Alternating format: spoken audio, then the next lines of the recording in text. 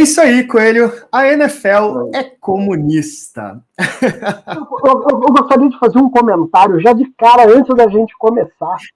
Manda ver. Como você disse, é uma polêmica, né? Eu gostei desse símbolo da NFL aí com a estrela vermelha. Ficou muito bom. Mas assim, será que um dia teremos um jogo da NFL em Moscou? Não, acho que não, né?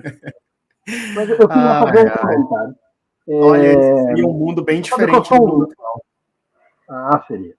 Eu sou um estudioso, um entusiasta, né, de estudos, principalmente de história. Eu acho que a gente não consegue pensar no futuro de uma nação ou da humanidade sem a gente rever a nossa história, sem a gente saber o passado, porque a gente tem o ser humano, né, o Homo sapiens, tem o mau hábito de repetir os seus erros, né? Raramente os seus acertos, mas sempre os seus erros. Então eu acho que a gente tem que estudar, né, quando a gente fala, vai estudar, é isso mesmo, tem que estudar mesmo e saber o que aconteceu no passado, como foi que desenvolveu, como foi que chegou lá e tal.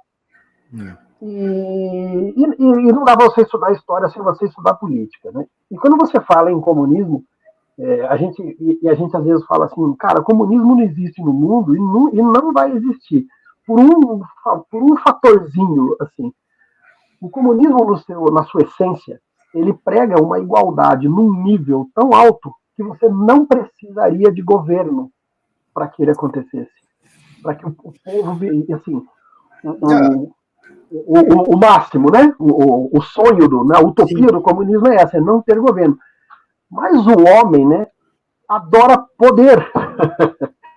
e os caras não vão nunca fazer nada com relação de termos no Brasil ou outros países do mundo comunista, porque os políticos gostam de poder e tudo. E a gente falar da NFL é a mesma coisa. Se a gente pensar num núcleo menor como a NFL, é a mesma coisa. O Roger Goodell e os caras adoram o poder. E eles não vão deixar. E esse é o ponto, socialismo de leve. Esse é um ponto complicado, né? Politicamente, eu defendo muito mais essa vertente mais moderna, realmente, né, de ver o comunismo, que é basicamente assim, a gente não está falando tanto dessa questão, por exemplo, romântica, sabe, de uma sociedade sem governo, a gente está falando muito mais da propriedade dos meios de produção.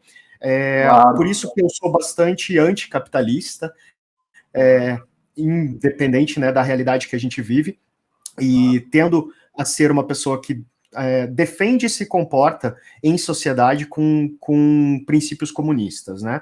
E, basicamente, dentro dessa visão, o que importa é realmente a propriedade dos meios de produção. É que os meios de produção não sejam de propriedade de uma minoria capaz de explorar essa maioria que acaba subjugada e submetida à vontade da minoria, né?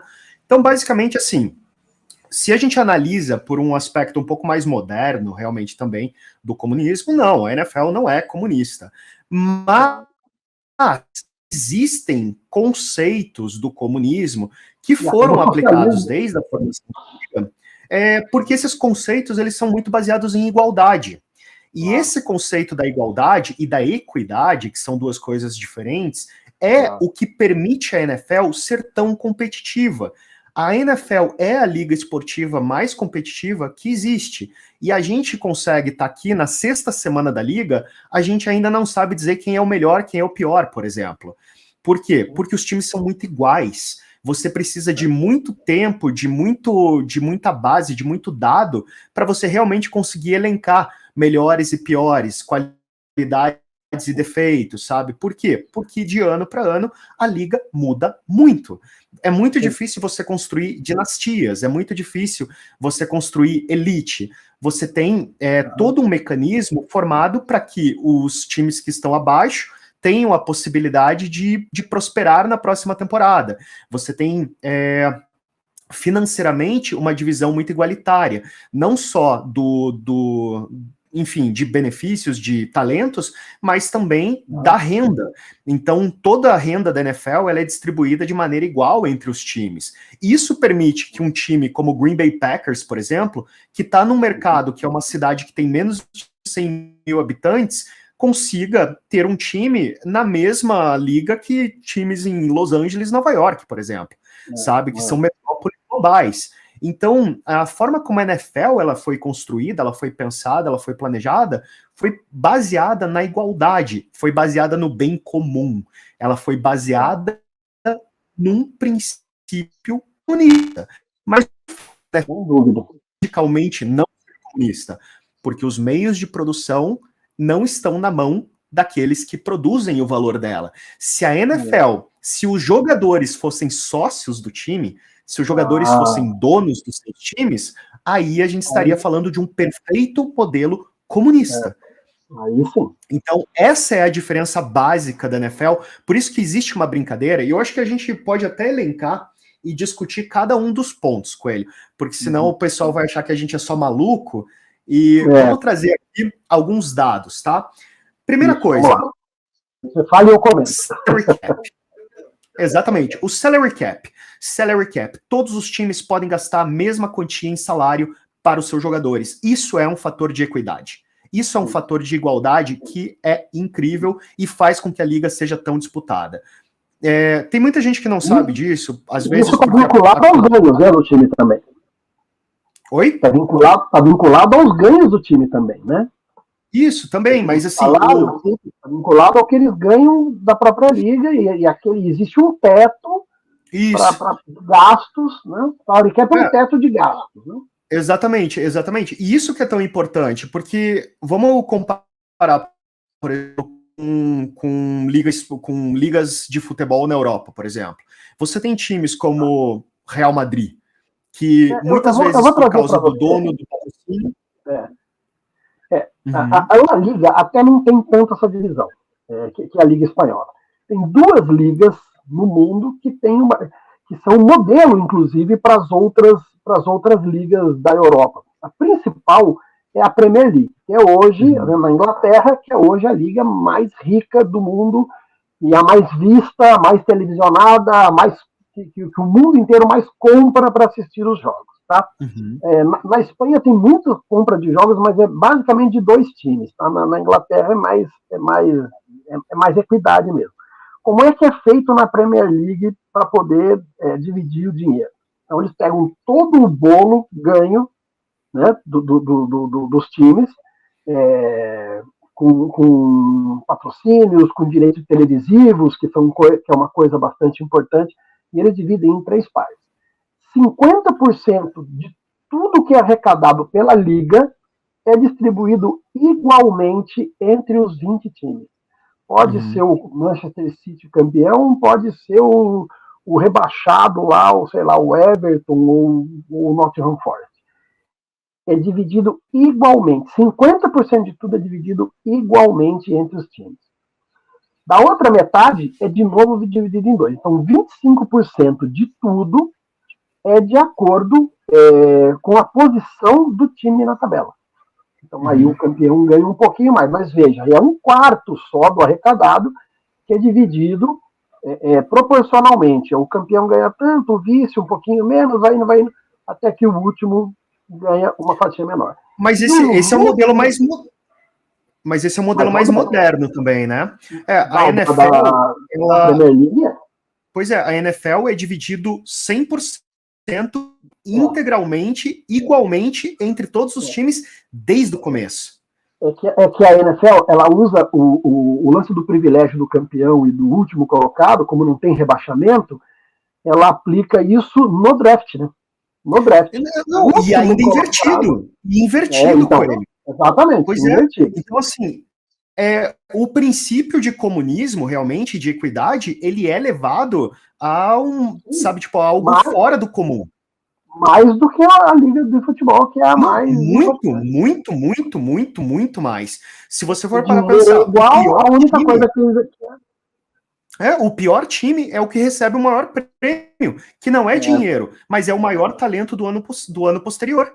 Então, assim, se você é o pior time, você fica com o maior prêmio. Claro, você não ganhou o título, que é simbólico, tudo, mas na prática, o maior valor é seu, que é você ter o maior talento do próximo ano. Então, isso é um princípio de equidade que você não encontra em nenhum outro nenhum outro esporte. Então, não é só financeiro, é um princípio realmente que, enfim, quando a gente fala de comunismo, é você respeitar e você promover a igualdade dentro da liga. Vai aparecer também na NFL, que também, na NBA, que também tem draft, né? Que é um modelo copiado. Sim, né? sim. Depois nos Estados Unidos, isso acaba virando uma coisa bastante comum, né? Mas são princípios que a NFL foi muito pioneira. Então, a formação da NFL é muito baseada nisso, né? E aí você tem mais, né? Por exemplo, todo o sistema de free agents, sabe? Tipo, os jogadores, por exemplo, da NFL, eles são muito mais livres do que outros esportes. Por exemplo, no próprio futebol, os jogadores, eles são basicamente, eles não são donos do seu passe, né? Então, a forma como os times negociam, então tem coisas que, por exemplo, ninguém sabe. Se você revelou um jogador no Paraná e posteriormente você vendeu ele para a Europa e depois ele foi vendido para a Inglaterra e depois ele foi vendido para a Rússia, sabe Deus, você recebe por tudo isso. Então, você que revela o jogador, você continua recebendo por ele. Então, assim, o ponto todo é que o jogador, ele é um produto do meio. E na NFL, não. Os jogadores, eles são donos dos seus próprios contratos, né? Então, você não tem passe, você não tem esse tipo de coisa. Você tem os contratos. Os contratos, eles têm regras e tudo mais, mas a própria liga, ela é feita para respeitar os contratos. Tanto que, por exemplo, Robert Saleh, pelos próximos 2 anos, a gente falou da demissão dele agora há pouco, ele vai receber $20 mil por dia. Pelos próximos 2 anos, por dia. Então, assim, por quê? Porque você pode se livrar de um jogador, você pode mandar ele embora, mas você é obrigado a respeitar o contrato cheio. Então, você precisa trocar de técnico, você precisa mandar embora um jogador, não tem problema. Financeiramente, você vai arcar com um contrato como um todo. É o que eles chamam de garantido, então, né? Porque o jogador pode, por exemplo, se lesionar e ficar fora a temporada inteira, e ele vai ficar sem salário por causa disso? Não, ele tem um salário garantido, que é menor do que o salário se ele estivesse jogando, mas não é tão menor assim, e que garante ele. No caso do Saleh, a mesma coisa, ele foi demitido por um motivo oculto ainda, mas ele vai continuar recebendo o salário dele, mesmo que ele acerte com outro time, né? Exato. Então, assim, trazendo aqui, ó, os 2 primeiros aspectos que a gente falou, salary cap e a free agents. Para mim, o principal está agora também exatamente pelo draft ele ser inversamente proporcional à posição dos times. Então, você tem essa capacidade de você realmente promover que os times eles melhorem de maneira direta e imediata na próxima temporada, de acordo com a forma como eles vão adquirir novos talentos. Então, para mim, o draft ele é o maior símbolo realmente disso. A própria ausência de rebaixamento, né? Que é você realmente você não está categorizando, todos os times são iguais no começo e no fim das temporadas, eles fazem parte da mesma liga, eles jogam dentro das mesmas regras, dentro dos mesmos contratos, e também a questão que a gente já comentou, que é a divisão dos contratos de imagem, de TV, de transmissão, que são divididos igualmente entre todos os times, assim. Então, vale um comentário aqui também, que um time não pode ficar muito tempo na última posição, que já toma um puxão de orelha da liga, né? E esse ano já aconteceu o puxão de orelha no Panthers, né?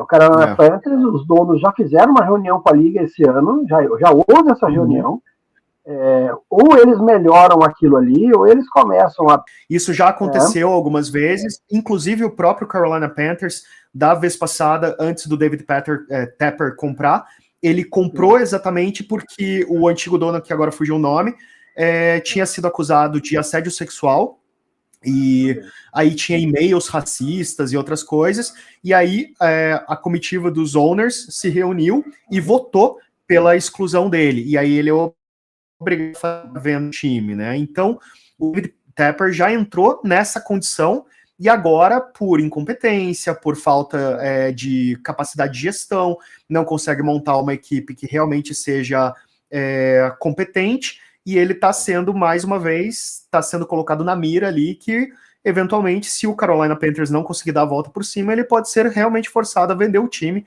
para uma outra pessoa que vai entrar e ter essa vamos dizer assim, uma visão de gestão diferencial. É diferente do que a gente vê, por exemplo, no futebol, né? No futebol brasileiro. Você quer que o seu adversário seja rebaixado, tchau, não quero saber, sabe? Eu quero ficar na elite, quero que você se ferre. E lá não. Eles preferem que todos sejam elite para que os estádios, que, por exemplo, vamos falar o 49ers, que é um time que... Não, mas e é um raciocínio muito lógico com ele. O Chiefs, que é campeão. O Chiefs vai querer receber o Carolina Panthers no estádio dele, não ir ninguém para assistir. Ah, você assiste jogo ruim aí, o Carolina... Não, mas o problema não é nem esse. O Chiefs perde dinheiro com isso, né? Então, Coelho, mas o problema não é nem esse. O problema não é nem quando o Chiefs recebe o Carolina Panthers, porque o Chiefs vai estar lotado. O problema é o Carolina Panthers, porque o dinheiro da venda de ingresso do Carolina Panthers é de todos. Não, mas mesmo assim, então, quando você vai para outro estádio, a sua torcida pode não se interessar pelo jogo e falar, não, no próximo que vai ser melhor eu vou, nesse agora não. E o time sai prejudicado se o outro time não for bom também. Sim, mas aí você tem essas situações. Por exemplo, o maior ícone realmente de estádio lotado é o Packers, que numa cidade de 100 mil habitantes consegue colocar 80 mil pessoas no estádio todos os jogos. Se você hoje quiser ser um ticket holder do Packers, para você ter ingresso para todos os jogos da temporada, existe uma lista de espera de mais de 30 anos.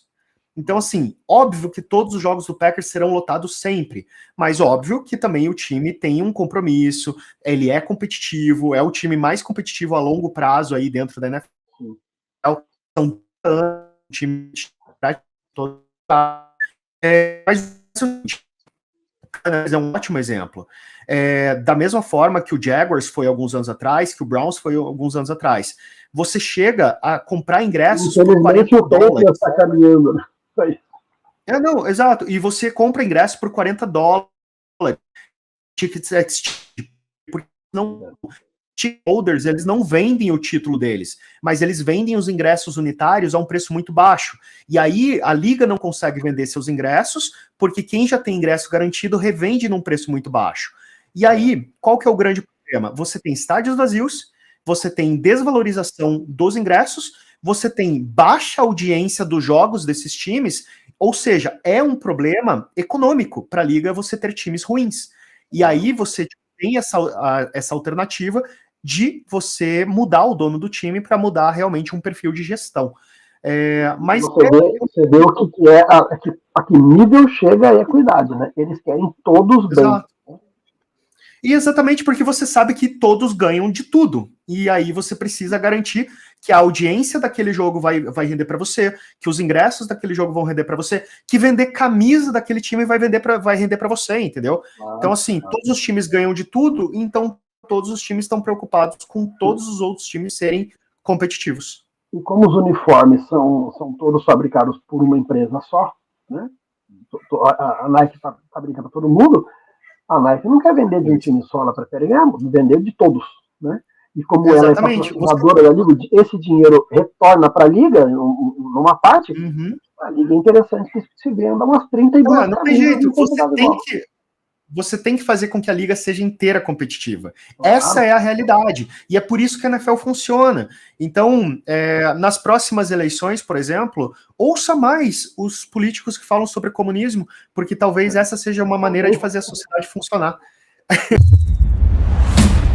Huddle Podcast. Let's go! Tudo sobre a NFL. Toda quinta-feira, às 20 horas.